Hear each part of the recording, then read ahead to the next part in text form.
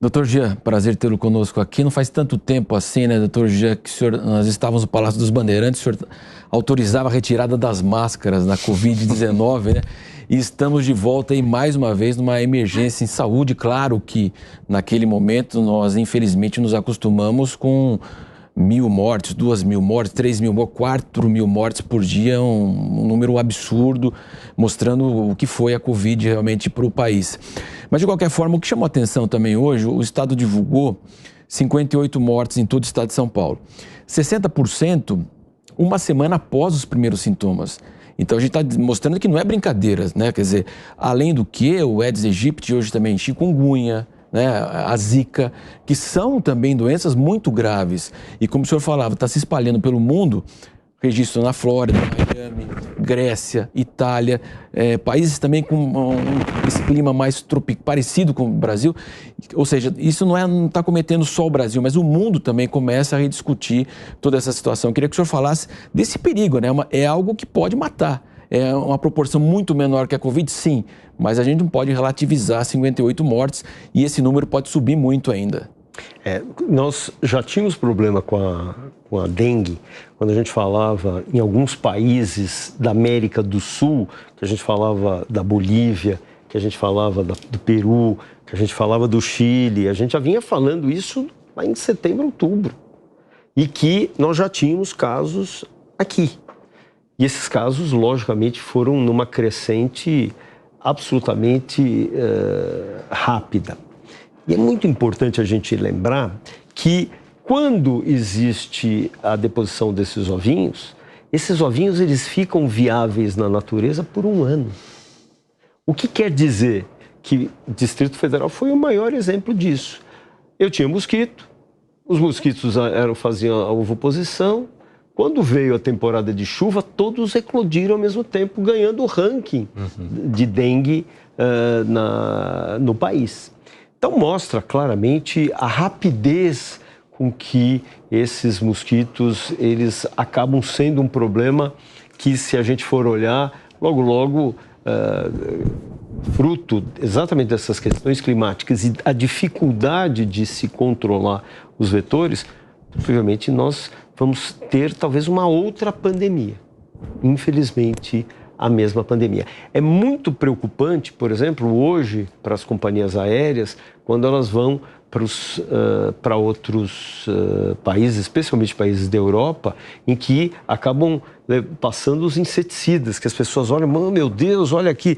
Por quê? Porque ele não quer levar bichinho nenhum para lá. Porque se eu levar uma fêmea de Aedes aegypti, ou um casal de Aedes aegypti, eu estou criando uma família ali que, só para você ter uma ideia, uma fêmea é capaz de soltar, num período de 4 dias, de 70 a 100 ovos. E se ela estiver infectada, 30% a 40% desses ovinhos geram mosquitinhos já contaminados. Quer dizer, isso seria um problema literalmente pandêmico. E aquela história que a gente dizia assim, mas não vive em altas temperaturas, bobagem, porque o mosquito, ele diminui o seu metabolismo em altas temperaturas. Ele se adaptou muito bem, mas ele continua viável, ele continua reproduzindo, ele continua picando, especialmente as fêmeas, que precisam nutrir esses ovinhos. Agora, doutor, tem um aspecto da pergunta do Matos que eu também tenho a dúvida. Quando a gente fala que é sobre a proporcionalidade de mortes, então a Covid a gente tinha de 1.000 a 4.000 mortes, dengue agora a gente tem 58 mortes. O que representam essas 58 mortes em termos de proporcionalidade para este tipo de doença? Já é realmente muito preocupante? É algo que não se esperava também para esse momento? Para ter uma ideia, se nós olharmos os números hoje da dengue no nosso país, esse número seguramente ele é muito maior. Eu tenho uma subnotificação. E é uma subnotificação porque nem todo mundo que tem sintomas mais brandos procura o serviço de saúde. Alguém diz, eu estou com dengue, eu não vou trabalhar, está tudo bem. Quer dizer, também não procura o sistema de saúde, portanto esse indivíduo não vai ser testado, ele não vai ser notificado. Então, o número é muito maior.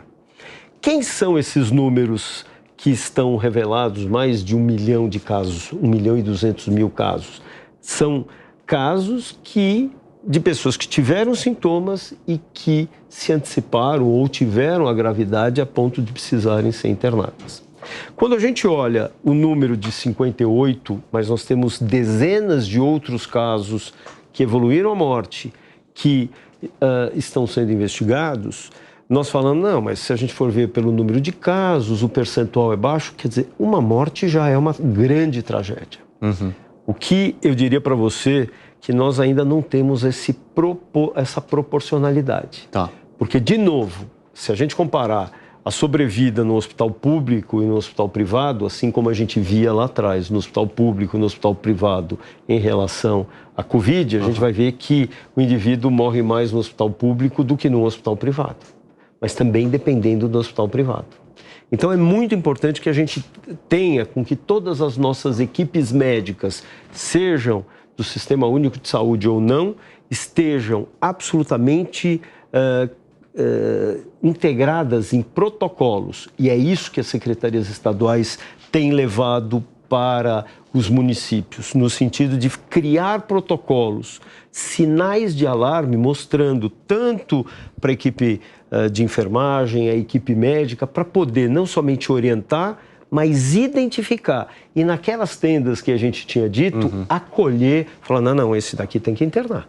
Não dá para ficar da forma que está. Então é muito importante a gente entender que ter uma assistência qualificada do como e quando proceder vai ser fundamental e a grande diferença entre a vida e a morte, porque a gente percebe que nem todos aqueles que evoluem por uma forma grave de dengue vão morrer, mas num determinado ponto, se ele deixou de estar, nós temos 3 graus, o A, B e C, se ele já foi para o B e ninguém identificou, ele vai para o C e vai morrer.